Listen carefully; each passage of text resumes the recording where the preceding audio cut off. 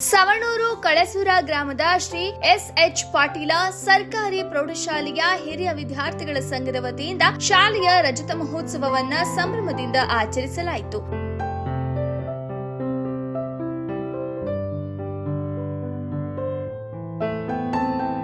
ಶಾಲೆಯ ಹಿರಿಯ ವಿದ್ಯಾರ್ಥಿಗಳಿಂದ ಗುರುಗಳಿಗೆ ಭಕ್ತಿಪೂರ್ವಕ ಗುರುವಂದನೆ ಸಲ್ಲಿಸಲಾಯಿತು. ಕಾರ್ಯಕ್ರಮದ ಅಂಗವಾಗಿ ಶಾಲಾ ಭಾವಚಿತ್ರದೊಂದಿಗೆ ಗುರುಗಳ ಭವ್ಯ ಮೆರವಣಿಗೆ, ಸಾಂಸ್ಕೃತಿಕ ಕಲಾ ತಂಡಗಳ ಪ್ರದರ್ಶನ ಹಾಗೂ ವಿದ್ಯಾರ್ಥಿಗಳ ಪಥಸಂಚಲನ ಗಮನ ಸೆಳೆಯಿತು.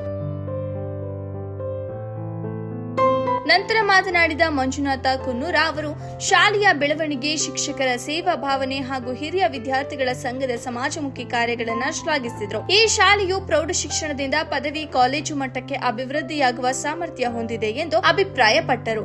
ನನ್ನ ದೃಷ್ಟಿಯಲ್ಲಿ ಇದೊಂದು ನೋಬೆಲ್ ಪ್ರೊಫೆಷನ್, ಅಂದ್ರೆ ಅತ್ಯುತ್ತಮವಾದಂತಹ ಒಂದು ಪ್ರೊಫೆಷನ್ ಅಂತ ಹೇಳಿದ್ರೆ ಅದು ತಪ್ಪಾಗ್ಲಿಕ್ಕಿಲ್ಲ.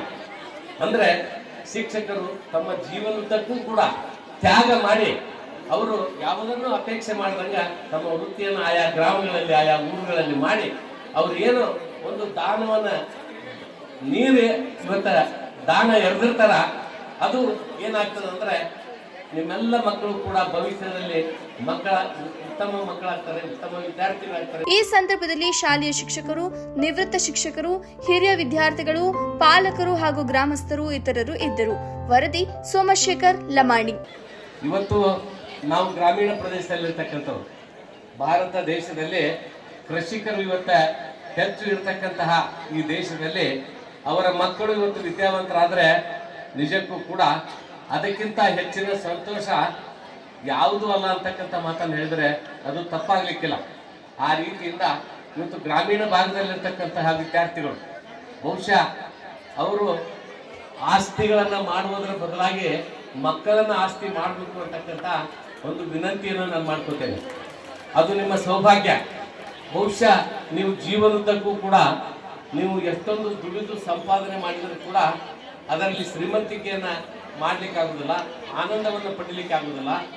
ಆದರೆ ನೀವು ಮಕ್ಕಳನ್ನ ಬೆಳೆಸಿ ವಿದ್ಯೆಯನ್ನು ಕೊಟ್ಟು ಅವರನ್ನ ಆಸ್ತಿಗಳನ್ನಾಗಿ ಮಾಡಿದರೆ ಅದರಲ್ಲಿ ಇರ್ತಕ್ಕಂತಹ ಒಂದು ಸಂತೋಷವಾಗಲಿ ಅಥವಾ ಆ ನಿಮ್ಮ ಜನ್ಮ ಸಾರ್ಥಕವಾಗ್ತದೆ ಅಂತಕ್ಕಂಥ ಮಾತನ್ನು ಕೂಡ ನಾನು ಹೇಳಬೇಕಾಗ್ತದೆ.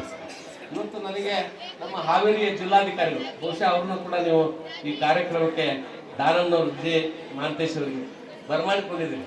ಅವರು ಇಲ್ಲೇ ನಮ್ಮ ಹಿರೇಮಗಳೂರಿನ ನಮ್ಮ ರಾಟಿ ಬಸಣ್ಣವರ ಸಂಬಂಧಿಕರವರು. ಬಹುಶಃ ಅವ್ರು ಏನೋ ಕಿತ್ತೂರವರು ಅಂತ ನಾನು ಕೇಳಿದ್ದೇನೆ. ನಾವು ಮೊನ್ನೆ ಹಾವೇರಿಯ ಒಂದು ಕಾರ್ಯಕ್ರಮದಲ್ಲಿ ನಾವು ಅವರು ಪಾಲ್ಗೊಂಡಿದ್ವಿ.